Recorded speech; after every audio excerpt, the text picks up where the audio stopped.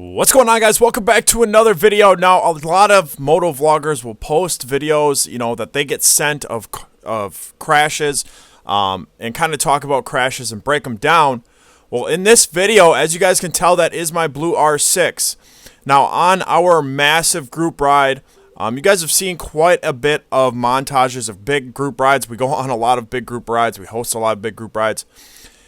And this was our biggest group ride yet, the Double Wide Ride Productions Spring Kickoff Ride. So if you guys missed that video, I'll link it down in the description. You guys can check out the awesome montage that I made, but I left this out. And right there, as you guys can see, this kid ends up low-siding and just throwing it in the ditch. He came around the corner, and I don't know if he fully laid it down while, low-sided on the ground, but as you can tell right there on the left-hand side of his helmet, it is beat up. It is scratched quite a bit.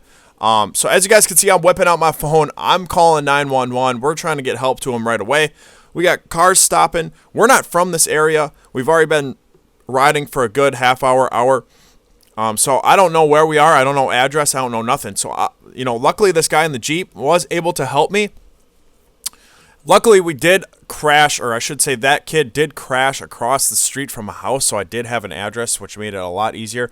We're out in the middle of nowhere, so it made it easier for, police and rescue all to respond to this location. So like I said, guys, it looks as if he does low side, but later on we find out, while talking to him and keeping him calm, he is a new rider. He didn't even have gloves. He had a helmet, and it looked like a t-shirt, maybe a jacket or a sweatshirt. I'm not sure. But he is a newer rider. He took that corner way too fast. Maybe he didn't low side. Maybe he just ran straight off into the ditch. The bike looks pretty totaled. When it comes down to totaling bikes, it's hard. It depends on the amount of damage and all that jazz. But the whole front end was off. All the assembly for the lights, everything, all that. I guarantee you the forks are bent. So the bike's not in the greatest shape. Now, guys, remember, I am on this ride. I'm calling right now. I was one of the guys that was, helping host. Two of my best friends are hosting this ride. They're running this ride, and all of our friend group is help running this ride. So luckily, I did have another buddy with me, and he was able to block traffic back there with his Harley and, just kind of secure this scene so people knew what was going on. And that way we could kind of hang out until police got over to us. So, as you guys can see, everyone is very concerned about this, about this kid. I don't remember his name. I don't think I ever really found out his name, but we are concerned about him. We are trying to take care of him. Luckily, I did take emergency response class in college, so I know a little bit of stuff. I am CPR certified, and I know, how to stop some bleeding, stuff like that, but in no means am I a professional whatsoever. So we are calling 911. I'm on the phone with dispatch. I'm giving her information. I'm giving her the kid's name. I'm giving her everything she needs to know. As you guys can see, he has not moved. Now, he is conscious, but we're making sure that he stays still. We don't know if he has any back injuries, if he has any spinal injuries, if he has any other injuries that really, if anyone goes down, you shouldn't be getting up. You should have them stay on the ground and wait for rescue. So that's what we did. He is still laying on the ground in the same position. He rolled around a little bit when he crashed, but he is still laying in that same position. Now, on one side of his hand, I believe it's his right hand, he was bleeding pretty good, guys. He he ended up grinding down his knuckles on the gravel and on the cement, and was bleeding pretty good from his hand. You guys see everyone trying to take a look at his bike and get his bike upward and just kind of piece all of his stuff back together and get it into a pile. You guys see the farmer in the background, man.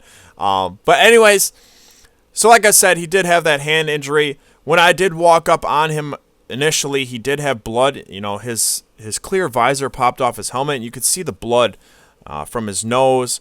I'm guessing he might have bit his lip or bit his tongue as well, because there was blood. A lot of blood coming out from his mouth and stuff like that. When rescue got there, they ended up, suctioning a lot of blood out of his throat and stuff. He was coherent. He sat there and talked to us until rescue got there. Dispatch gave us all, directions what to do if things start to go south with him. But for the most part, he stayed, conscious. There's a couple times he looked like he was trying to pass out or he was trying to, sleep. But obviously, that happens when you have a concussion. I've had a concussion in the past before. You want to sleep, and I guarantee you he had a concussion even wearing a helmet. Now, obviously, guys, he wasn't wearing, gloves. But like I said, it looked like he was wearing a jacket or some sort of sweatshirt. He wasn't wearing full leathers. So he did suffer some injuries. But nonetheless, the latest update that I have heard is that he is doing well, is going to make a full recovery, and we'll see what happens. We'll see if he ends up, hitting the road again and coming back to ride some more. So right there, you guys do see a police officer does arrive. Later on, I believe there's at least 2 more, if not 3 more officers that arrive as well from surrounding counties and everything, because obviously it's a motorcycle crash. These motorcycle crashes are never fun and they're never good. So the police officer is there. He's getting the information. He's making sure that everyone is okay, that he's okay, that we're okay. We're just kind of giving him the background of what exactly happened and of how things went down and what he's been doing ever since he's been laying here in the ditch. So right here he's contacting dispatch, let him know that he's on scene, let him know that everything is okay.